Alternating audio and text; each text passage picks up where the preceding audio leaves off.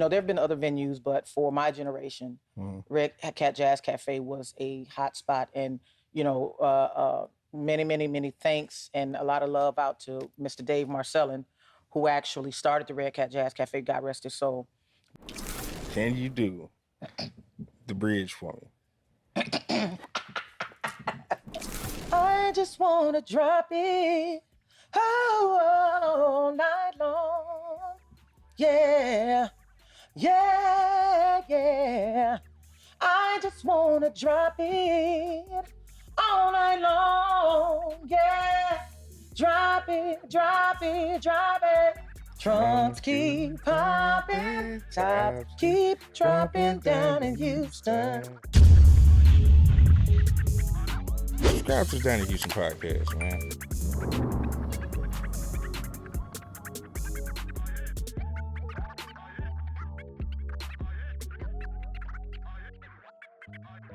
Yeah, man, it's going down this Donnie Houston podcast. I am Donnie Houston. Check it out. We have a very special guest.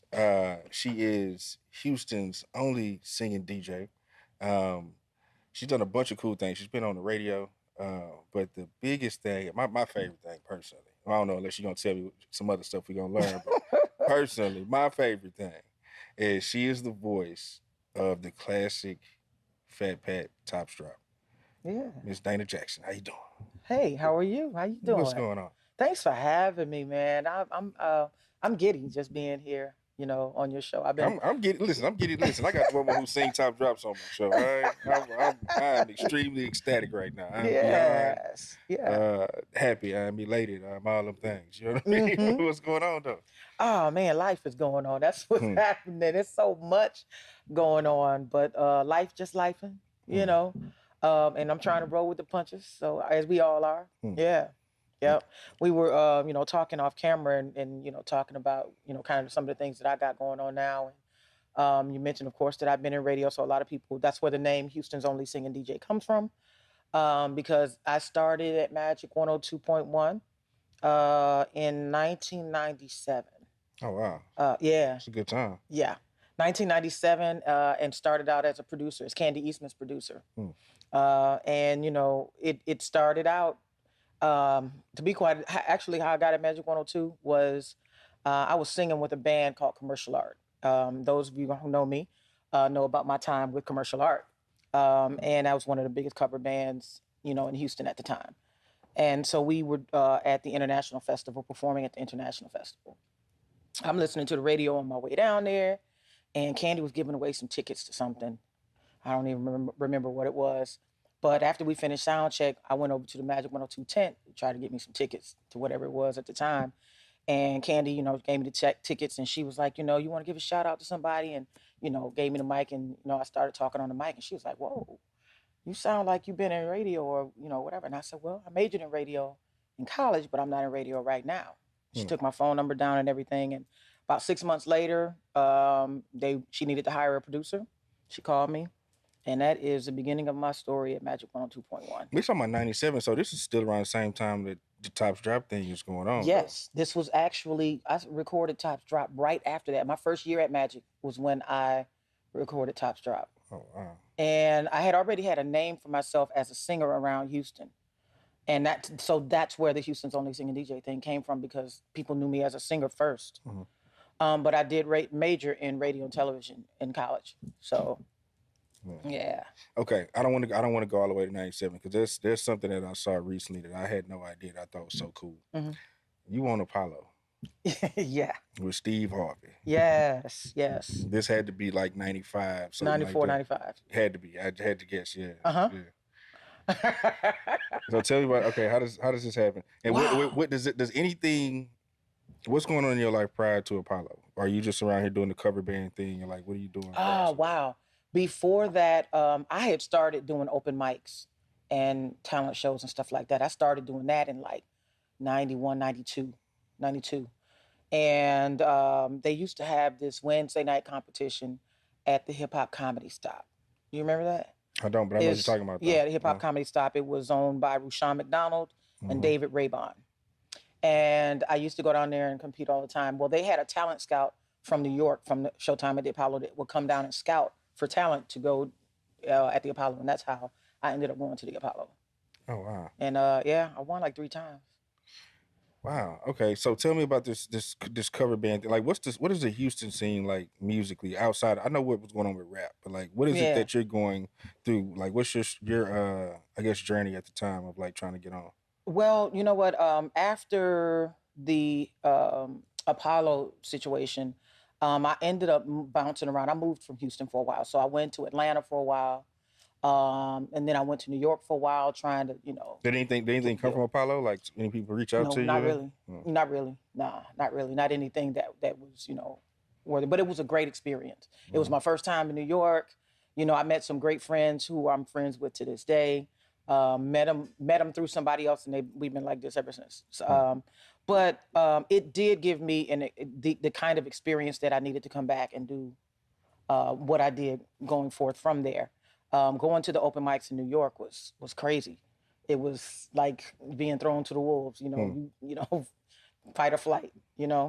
But when I came back to Houston, I had a good foundation in live performance, and I got an opportunity to sing with this band called Commercial Art, which was more of a commercial pop cover band, but they were one of the most popular at the time because we used to perform. We were the house band at Ruggles. And, people watching this know about the days of Ruggles in the 90s. It was a spot.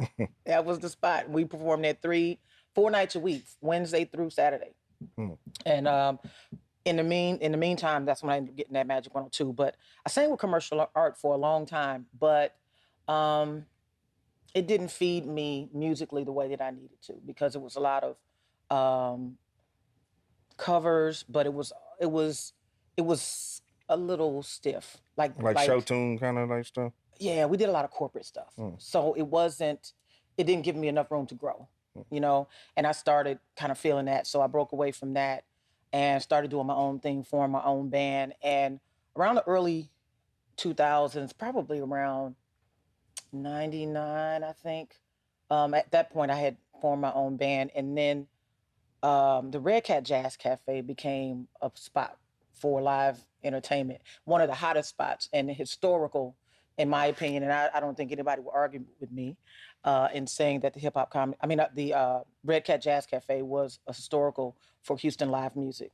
There have been other venues, but for my generation, Red Cat Jazz Cafe was a hot spot. And, many, many, many thanks and a lot of love out to Mr. Dave Marcellin, who actually started the Red Cat Jazz Cafe, God rest his soul. But he gave musicians a home. And it was primarily, jazz musicians, but he welcomed everybody. It was for musicians and people who love musicians. That was the whole catalyst behind the Red Cat Jazz Cafe initially. And then he gave us R&B on Sunday nights. And once that started, that Soul Sundays, that was it. That was the place to go. If you came to Houston, you had to come to the Red Cat. You know how every city has a spot. Philly has their spot. New York's got their spots. That's what it was for Houston, Red Cat Jazz Cafe. And there are a lot of musicians and singers now who are doing big things who came through the Red Cat. That's legendary. I'm talking about like Houston, like the live music scene. I call it like the tail end. Before it closed down. Yeah. I used to host Sunday nights. Nice. Yeah. Nice.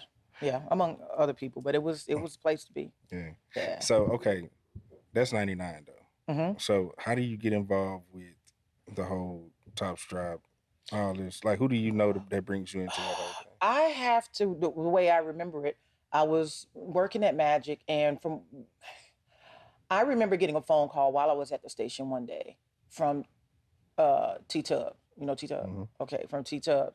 And they needed a session vocalist to do something. Are you free? What's your fee?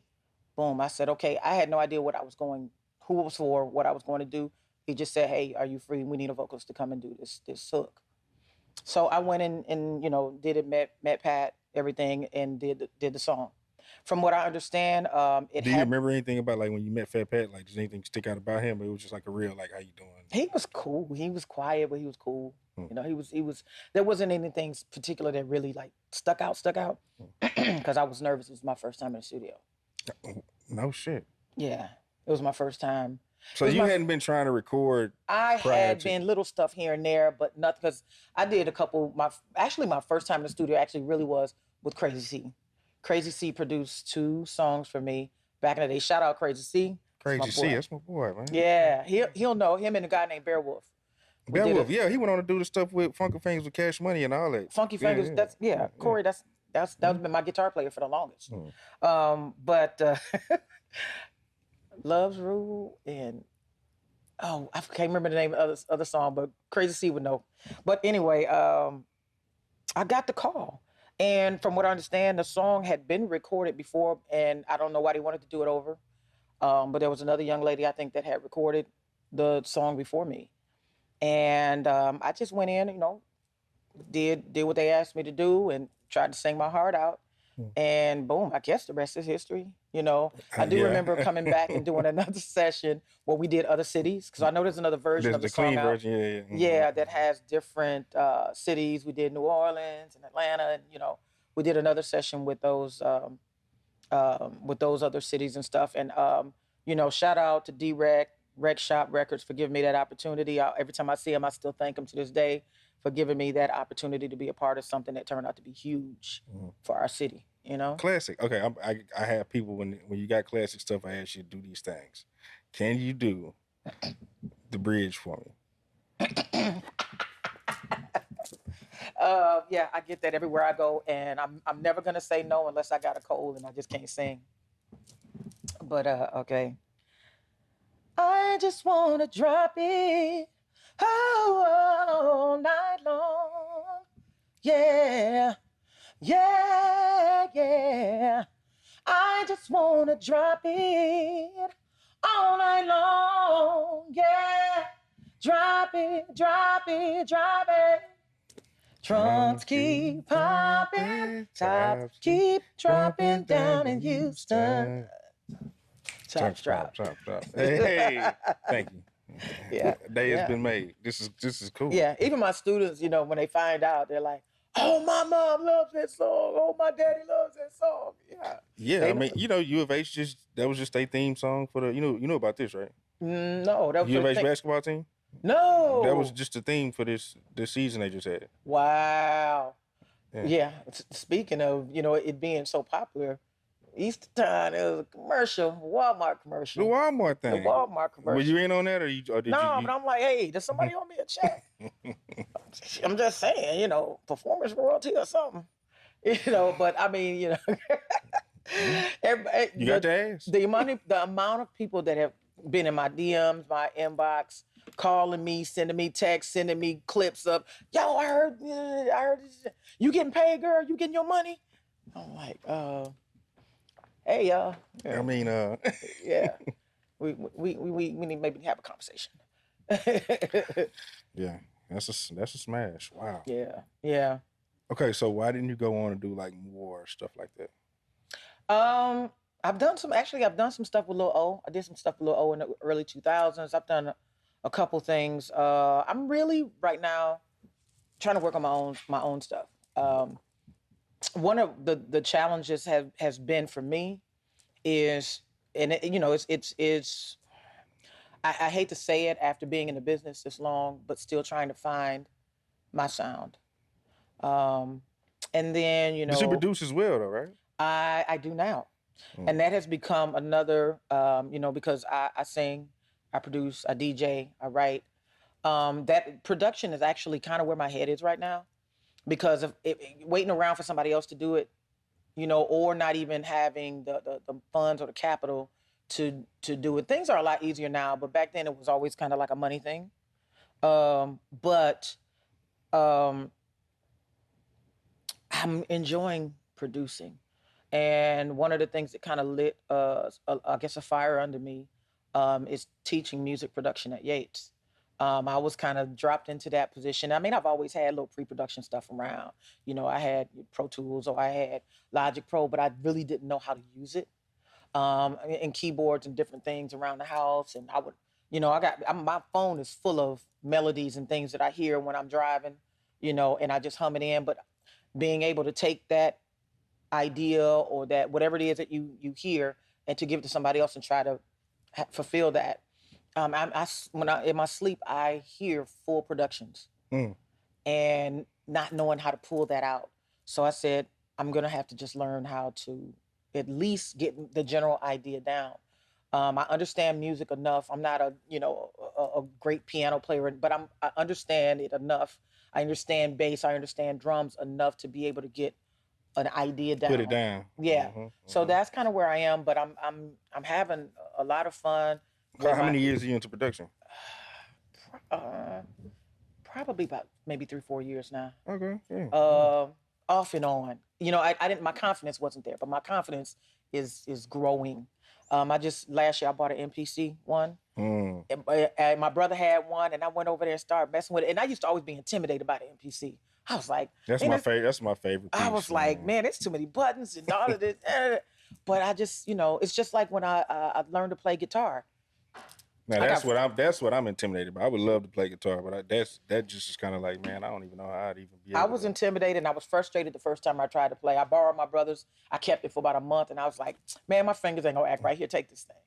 But then I wanted to be able to communicate with my musicians. I wanted to be able to try to communicate ideas and do speak their language. I want speak the language. I want this in A flat. Or I want this here, or we should go up a half step here, and be able to do that. So I said, I'm going to learn to play guitar. And I went and bought a guitar, and I made myself learn how to play. I literally made myself. I would get frustrated, want to throw it out the window and be like, no, I'm just going to put it down for a little while. How long did it take you? I'm still learning. But I solidly just learning basics probably about 4 or 5 years. And nonstop, and then having the confidence to go out and play on stage. That was a huge thing. And I gotta say, give a big shout out to all of my musician friends who have encouraged me to do that, specifically Funky Fingers. Corey used to always be like, look, I don't care if you playing or not, you take your guitar to every gig. And he would come over and show me stuff. Kerry Wilkins, another phenomenal guitar player, would, show me stuff. John Calderon, John Perry, a lot of guitar players I look up to all encourage me to play guitar and would, show me stuff, teach me stuff. And now, my brother, I got 2 bass now, and I'm messing around with the bass. And, so it's fun. It's fun. It keeps me motivated. It keeps me motivated. So, I'm having a good time. Yeah, talk a little bit more about, because you were saying, like we were saying about Cookie and like that whole live scene, Yeah. Who were some of the people that were really like put it down back then when y'all? Oh gosh, so many. Definitely got to shout out to Cookie, my girl Liz Vaughn. Liz? I don't know if I know. Oh God, yeah. I got it. Montina Cooper. Name sounds familiar. I don't know if I met her. Okay. Montina, Liz, Kate, those are my sisters right there. Those are my sisters. Andre James, James O'Neill. Oh God, I know I'm forgetting. That's kind of been my circle. But all of the musicians that came up, GP, Glenn Piper, Zane, Corey, Roshan. There's so many musicians that came through that time that, like I said, are doing great things now. Terrence, what's Terrence's last name? Terrence, I can't think of his name. Pat Williams, Pat Tribbett. It just bred great musicians and great musicianship. And, they've gone on to do, bigger and better things. I think Kaya, Liz, and my friend Andre, they were known as the BGVs. They sang background for everybody. So they were singing background for Regina Bell. They're singing background for Shantae Moore. They're doing a whole lot of things, traveling, going to Africa with Chris Walker, and, a lot of that. And I mean, there's so many names, I can't, think of them all. Mm-hmm. But that time was a great time. And then for some reason, live music kind of fell off. That's what I was gonna ask you. How do you feel about like the evolution of it in Houston, like from that time? It's good to see that there are places again that are showcasing talent. More than one spot. There's several spots now where people are getting shine and doing their things, and I'm here for it. I'm here for it because we can't let it die. We got to keep this thing going. Houston has some of the most talented singers and musicians everywhere. They're always pulling from Houston for different tours and different projects around the country. And it's just going to keep going. We just got to feed that generation that's coming behind us, and make sure that they're learning what they're supposed to learn. And professionalism, I'm big on professionalism and showmanship and paying dues. You gotta pay dues. You gotta pay dues because everybody before you did, But it's beautiful to see so many places that are available now for people to sing. Because people used to, oh man, where can I find some live entertainment? Every day of the week you can find some live entertainment. Now, shout out to Miriam Echo. Miriam, that's my girl. Shout out to Miriam. Yeah. A lot of stuff going on. So it's good to see. It's good to see. I don't get out as much as I used to because I spent most of my adult life in clubs. So I don't go out that much unless I'm making money. Or it's just a special occasion, because especially teaching, I get up at 5:30 in the morning. So on a weekday, I'm in the bed by 9 o'clock. I'm in the bed by 9 o'clock. I need all my energy to deal with these kids every day. I need especially our children. I need all my energy. So I go to bed early, and then I gig on the weekend. And you said, in what year teaching is this? 6 years. Jack Yates High School. Wow. J.Y. Lyons in the tray. What was the transition from radio to teaching? It was kind of a smooth transition because when I started teaching, I was still working at Magic 102. But I'm glad that it happened when it did, because the pandemic happened a year and a half into my teaching, and then I got furloughed. And so boom, shut down for 2 years. So at least, I had that to rely on, and it just, kind of stayed there, But it was cool because going to Yates was full circle for me. I was born and partly raised in Detroit. I'm from Detroit. And so when I moved here, and when it was time to go to high school, I moved here. I went to Hartman Junior High. Then I went to Jones. But I wanted to go to Yates because I wanted to be in the School of Communications. They had radio, television. I knew then I wanted to be in radio, television. And so I didn't end up going there. I ended up going to Jones. But that was great too. Go ahead, Falcons. That was great too. But I kind of grew a love-hate relationship with Yates because I played basketball for Jones. And Yates was our that was bringing it to y'all back then? That was our arch rival, man. My senior year, we went 18-3. We lost 3 times to Yates. Oh, wow. We beat everybody else. We could not beat Yates. We could not. So I had a love-hate relationship with Yates. But then the opportunity came to teach in the School of Communications. And I was like, yeah, I got to do this. I got to do this. So yeah, it's cool. I have a good friend of mine. We joke back and forth because, their colors are crimson and gold. And so I tell her every time I put that damn crimson and gold on, my skin burn. That's funny. Sorry, Donna.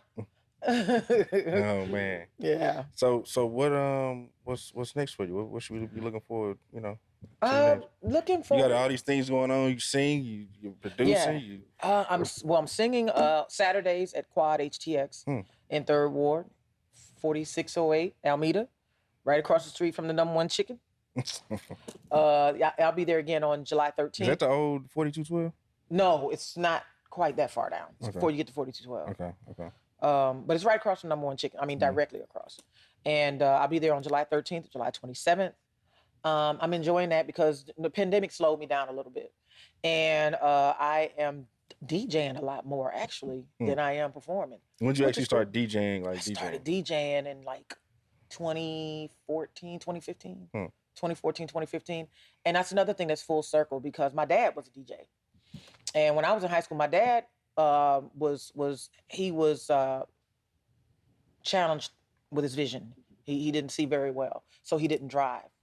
And, being the eldest at home at that time, I had to drive, And so I would be on a school night, 2 o'clock in the morning, picking him up. This is when, you had crates, speakers this big. And I just I don't want to DJ.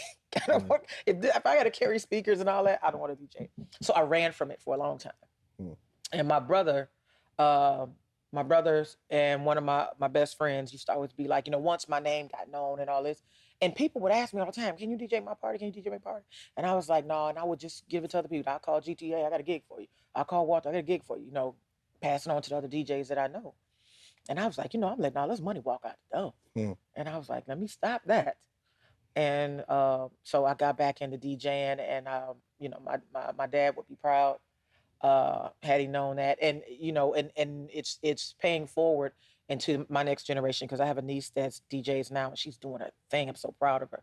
You might know her, DJ Maya Papaya. Yeah. That's my niece. Nice. Yeah. Hey Maya.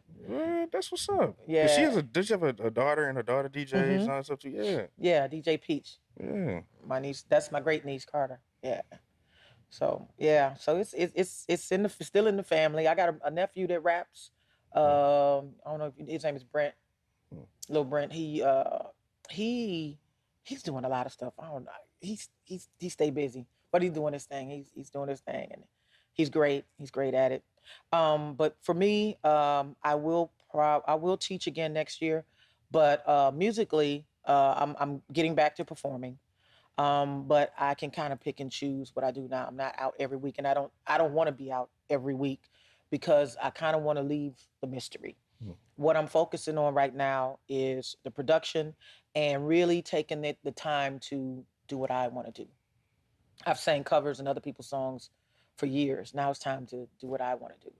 And it's challenging, because people want to hear hits. They want to hear what they're familiar with. But I want to make my stuff familiar. You know what I mean?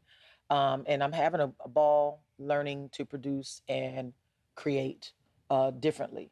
And looking to collaborate with people, possibly. Right now, I think probably what I'm going to do is, I've been thinking about this for a while, is put out an instrumental album. Try to get some placements in, because there's so many places where music is needed. Commercials. I mean, it's corporate. People are producing all kinds of visuals, and especially when it comes to the internet, you can lease your music out. And so I'm looking for other opportunities besides just trying to get a record out. That's cool, that's great, but there's more opportunities out there than just trying to get a record out and get a record that's hot, because the way that money is made now, and because it's all about streaming. So artists don't make a lot of money when it comes to streaming, and I'm trying to make money. So, leasing music is one of the ways to go where you can make money. But yeah, would I like to have a hit record? Of course. Of course. I do have some stuff on Spotify, and iTunes, and on Amazon, and all your digital platforms. The last song I released probably about 4 years ago, right before the pandemic. It's a song called Sun. I have a line dance to the song. Shout out to my girls who created the line dance to the song. I did a song with Cupid not too long ago, called Charlie Horse. So opportunities to collaborate and create my own lane. I've always been about creating my own lane. So that's what it's about. But don't blink your eyes. You're gonna miss it. Well, listen, y'all look out for all of that, and also y'all check her out on that Apollo, man. I was really kind of taken aback, like, this girl need to be signed to Uptown Records or somebody. Where's Andre Real, man? I thought that was going to happen, but that wasn't the plan. That wasn't God's plan at the time. But again, it's a part of my journey, and I wouldn't take it away for anything in the world, because it was a lot of fun. It was a learning experience. It was something I had never done before, stepping out on faith and just doing it. And everything that I do is on that journey. It's a part of that journey. So, who knows what's next? But no, I'm just trying to stay open to whatever God has for me. I hear that. Well, listen, it's been an honor. I appreciate you coming and spending some time. Yeah. This is great. Yeah. This is great. Thanks for having me. Listen, it's Dana Jackson. I'm Donnie Houston. It's Donnie Houston Podcast. We're out here. All right. Donnie Houston. Subscribe to the Donnie Houston Podcast, man. Oh, yeah.